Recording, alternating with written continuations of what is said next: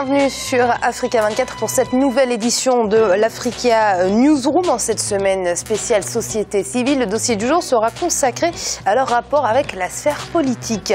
Et puis ce mercredi, le président de la République du Congo, Denis Sassou Nguesso, va inaugurer la route Keta-Sembe, tronçon transrégional qui va permettre de relier le Congo au Cameroun, enjeu de ses infrastructures routières dans cette émission. Et puis l'élection présidentielle nigérienne approche à grands pas. Parmi les candidats, le président sortant Mahamadou Issoufou et une quinzaine d'opposants.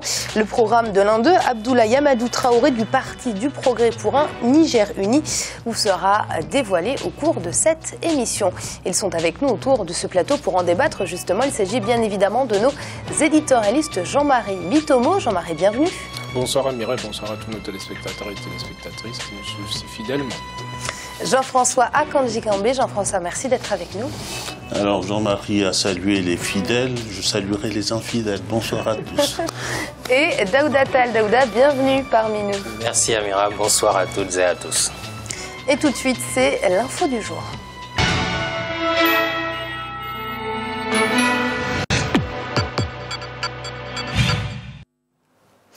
Abdoulaye Amadou Traoré du Parti du Progrès pour un Niger uni briguera la magistrature suprême pour la deuxième fois ce 21 février 2016 au Niger. Face à lui, une quinzaine de candidats dont le président sortant Mahamadou Issoufou. Et son projet de société met l'accent sur 3 axes prioritaires, l'éducation, la santé et les infrastructures. C'est un sujet qui nous a été préparé par Idlet Mirabel Bissou. Candidat à la présidentielle du 21 février 2016, Abdoulaye Amadou Traoré participe à sa deuxième élection présidentielle au Niger. Alors inconnu du grand public, le natif de Terra, dans la région de Tillabéri, s'était présenté comme candidat indépendant en 2011, où il avait obtenu 0,54% des voix. Pour le prochain magistère, Abdoulaye Amadou Traoré représente le Parti du Progrès pour un Niger uni. À travers cette deuxième tentative, le candidat veut présenter aux Nigériens une nouvelle vision de la gouvernance. Son expérience inspirée des aînés lui permet aujourd'hui d'espérer mieux en termes de suffrage pour sa deuxième participation à la course présidentielle. Nous avons appris avec les anciens et nous avons compris qu'il n'y a que l'unité qui puisse faire avancer le Niger. Et pour cette nouvelle génération d'hommes politiques, nous avons décidé de nous unir. Il n'y a pas de problème d'idéologie pour un pays pauvre. Chacun peut avoir son idéologie, mais pour nous, au Niger, la seule idéologie qui vaille, c'est celle du combat pour le développement. La jeunesse, qui représente 50% de la population, est davantage impliquée dans la politique depuis la présidentielle de 2011 au Niger. Le Parti du Progrès pour le Niger uni, dans son programme politique, met l'accent, entre autres, sur la santé, l'accès à l'eau et les infrastructures. Le développement passe par l'éducation. Pour ce faire, la réforme du secteur se présente comme une priorité pour le programme de gouvernance du parti. Au Niger, malheureusement, nous avons notre système éducatif qui est la base de la formation de l'élite qui est aujourd'hui décadente. Mon ambition, c'est de voir aujourd'hui l'école nigérienne retrouver ses lettres de noblesse. La formation des enseignants en quantité et en qualité. Les infrastructures, bien sûr. Et ensuite, le suivi régulier et l'évaluation du système éducatif. La campagne électorale pour la présidentielle qui bat son plein dans le pays prendra fin le 19 février. Près de 7,5 millions d'électeurs sont attendus aux urnes pour ce scrutin présidentiel qui sera couplé aux législatives. Le président sortant, Issoufou Mahamadou, est candidat à sa propre succession. Il espère briguer un deuxième mandat à la tête du pays face aux 14 autres protagonistes en lice. Daouda, Abdoulaye Amadou Traoré était arrivé avant-dernier à l'élection présidentielle de 2011. Qu'est-ce qui a changé en 5 années? Est-ce que cette fois-ci, il aurait un petit peu plus de chance que lors de l'élection présidentielle précédente? Moi, je pense que tous les candidats ont leur chance, bien entendu, à des degrés divers. Mais ce que je trouverais sur Monsieur Abdoulaye Amadou Traoré, effectivement, c'est ce que je trouve d'intéressant, c'est qu'il incarne quelque part une nouvelle génération dans la classe politique nigérienne. Et à ce titre-là, c'est très intéressant. Et puis, c'est quelqu'un aussi qui connaît bien le pays. Je crois bien, effectivement, il est médecin de formation, donc très très impliqué dans les questions liées à la santé ou le développement de manière générale des populations les plus défavorisées. Et aujourd'hui, le Niger, c'est un pays quand même qui est très pauvre, malgré les efforts qui sont faits. Son IDH est parmi les derniers, sinon le dernier sur le continent. Et donc, à ce titre-là, son profil qui est ciblé sur tout ce qui est amélioration des conditions de vie des populations peut être très intéressant. En plus de cela, il est quand même très jeune maintenant. Bon, à voir si il saura résister face à la popularité des plus anciens. Jean-Marie, cette classe politique plus ou moins jeune, c'est ce dont a besoin aujourd'hui le continent africain? Je pense que le continent africain a besoin, si vous voulez, de ce renouvellement de la classe politique-là qui est impératif. C'est pas que je dise que les anciens ne cadrent pas, si vous voulez, avec l'environnement politique. Toujours est-il que nous voulons rentrer dans l'émergence dans nos pays. Bon, on nous en parle pratiquement tous les jours. Chaque État, c'est-à-dire a fixé pratiquement ces deadlines pour lesquels ils vont vers la mondialisation. Mais maintenant, il faut s'entourer quand même d'une jeunesse qui est beaucoup plus apte à pouvoir suivre la dynamique mondiale, qu'elle soit économique, qu'elle soit politique. Surtout chez nous en Afrique, on a besoin d'une dynamique économique très très forte. Tout simplement pourquoi? Parce que nous avons nos besoins. La pauvreté, il faut essayer de l'éradiquer à un certain niveau. Néanmoins, le fait que les anciens restent en place, je pense que, de mon point de vue, ce sont des gens qui peuvent toujours servir à nos pays. Ce ne sont pas des gens inutiles. Mais il faut qu'ils sachent qu'à un certain moment, ils ont un rôle à assumer dans le pays qui est un rôle important. Ce n'est pas parce qu'on a quitté, si vous voulez, le poste suprême dans un pays qu'on n'est plus utile à ce pays-là. Il faut se rendre compte soi-même qu'il y a une dynamique mondiale internationale qui convient de suivre pour essayer de mettre nos pays sur les rails de cette nouvelle émergence à laquelle postulent pratiquement tous les États africains. Donc, le rajeunissement de la classe politique, c'est un impératif, ça se fait dans tous les pays du monde, mais excepté chez nous en Afrique et dans certains pays asiatiques. Jean-François, est-ce qu'on peut croire en un scrutin apaisé, libre et transparent au Niger? Est-ce que c'est ce vers quoi on se dirige? C'est ce que l'on souhaite, c'est ce dont on rêve, mais on peut toujours rêver. On a le droit de rêver. Les circonstances actuelles, lorsque cette campagne se déroule dans un climat dont nous avons déjà parlé autour de ce plateau, qui est un climat délétère, nous avons parlé la dernière fois d'un candidat qui avait déposé son dossier de campagne de candidature alors qu'il se trouve en prison, avec un certain nombre d'opposants qui ont été arrêtés, avec un climat général résultant de la tentative de coup d'État ou de ce qui a été présenté comme tel, résultant de cela, il y a un climat policier à Niamey et pas seulement à Niamey. Donc nous avons les ingrédients d'un contexte politique assez tendu. Il faut espérer que ça va se détendre et que les choses iront un peu mieux. Et si je peux, pour finir, rajouter un tout petit peu à ce qu'ont dit mes amis sur l'autre candidat, le candidat de la rupture, je pense que l'Afrique a besoin de rupture, mais que cette rupture n'est pas seulement due à l'âge. C'est aussi une question de rupture, y compris des anciens qui doivent réviser ce qu'on appelle par ailleurs leur logiciel, d'une certaine manière, pour l'adapter aux sociétés africaines et à la jeunesse africaine d'aujourd'hui, qui n'est plus celle des années 60. Hein. Donc, mais bon, croisons les doigts, j'ai dit qu'on avait le droit de rêver, donc je me prends le droit de rêver que nous aurons une campagne apaisée et des élections joyeuses.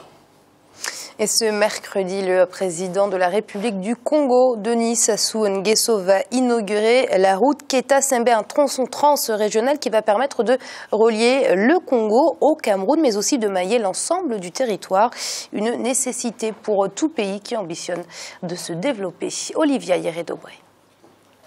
Moderniser le secteur routier est un enjeu de développement majeur pour le Congo. Le développement des transports s'inscrit sur un plan national des transports visant à mailler l'ensemble du pays d'infrastructures nationales et transfrontalières. Ce plan a été adopté en 2004 par le Parlement congolais en concertation avec les bailleurs de fonds internationaux, parmi lesquels l'Union européenne et la Banque mondiale. La structuration du pays en route en terre, avec revêtement en latérite et autres matériaux viables, se fait progressivement. 5000 kilomètres, représentant le quart de l'ensemble du réseau classé, sont déjà ouvertes à la circulation. Ces routes, praticables toute l'année constituent des couloirs de prédilection pour dynamiser l'économie rurale. Le réseau routier du pays a connu une grande progression depuis 2002. Près de 1000 km de routes nationales, préfectorales, sous-régionales et plusieurs voiries urbaines ont été bitumées et ou réhabilitées. Ces dernières années, financées sur fonds du gouvernement avec l'appui des institutions financières internationales, plusieurs autres projets d'intérêt régional sont mis en œuvre, parmi lesquels la construction de la route Keta-Djoum entre le Congo et le Cameroun. Ce tronçon régional de 503 km, dont 191 km au Cameroun et 312 km au Congo, inauguré ce mercredi 10 février 2016 par le président Denis Sassou Nguesso, contribuera au désenclavement du département de la Sangha au Congo et à la connexion de celui-ci avec son voisin, le Cameroun. Le coût total de cette belle et florissante aventure s'élève à 72 milliards 27 millions de francs CFA, répartis de la manière suivante. 68 milliards 873 millions de francs CFA correspondant au coût des travaux réalisés par l'entreprise CRBC. 2 milliards 38 millions de francs CFA des prestations de la mission de contrôle et de surveillance des travaux SCGI. Et 1 milliard 112 millions au titre des expropriations. Selon le rapport du Fonds africain de développement, ce projet routier répond aux orientations des politiques sectorielles des transports et des programmes nationaux du Cameroun et du Congo. Les deux pays mettent l'accent sur l'importance de l'aménagement des infrastructures routières du point de vue de leur contribution au désenclavement des zones rurales, à la réduction de la pauvreté et à la croissance économique, ainsi qu'à l'amélioration de l'accès aux services sociaux de base et à l'intégration régionale. Jean-Marie, on parle ici de la route Keta-Djoum, mais en termes d'infrastructures routières, les autorités congolaises ont lancé de nombreux chantiers, des initiatives qu'on ne peut que saluer. Ce sont des initiatives qu'on ne peut que saluer. Amira, je suis d'accord avec vous, mais je regretterai une chose, c'est que pour moi, si vous voulez, le président Sassou est là depuis très très longtemps. Il vaut mieux tard que jamais. Si vous voulez, ces infrastructures-là sont nécessaires pour pouvoir fluidifier les échanges, si vous voulez, entre les différents pays africains. C'est une nécessité. De manière en sorte qu'on désenclave les zones les plus importantes, surtout les zones productives. C'est-à-dire, quand vous avez une liaison qui relie deux États, vous faites quoi? Vous fluidifiez les échanges commerciaux qui vont avec. Donc, vous occasionnez en même temps l'enrichissement, si vous voulez, des villages qui sont traversés par ces infrastructures-là dont nous parlons tout le temps, qui sont une nécessité pour l'Afrique. Je dis toujours sur ce plateau que l'émergence ne se décrète pas, elle se construit. Et ces derniers temps, le président Sassou a mis en place, si vous voulez, un certain nombre de projets qui tentent à tirer, si vous voulez, la République congolaise vers le haut. La construction d'infrastructures, la mise en place d'une compagnie aérienne, bien que je ne sois pas d'accord, si vous voulez, pour la mise en place de la compagnie aérienne, tout simplement. Pourquoi? Parce qu'elle me semble être, si vous voulez, pas de taille optimale pour pouvoir concurrencer avec les mastodontes du monde entier. Sinon, au niveau infrastructurel, ce sont des choses qui sont nécessaires à nos États africains. Construire cette émergence-là, si vous voulez, par les infrastructures d'abord, qui vont contribuer à accélérer les échanges entre les différents pays africains et surtout qu'il y ait une coopération sud-sud dont on parle depuis des années. Cette coopération-là est nécessaire tout simplement. Pourquoi?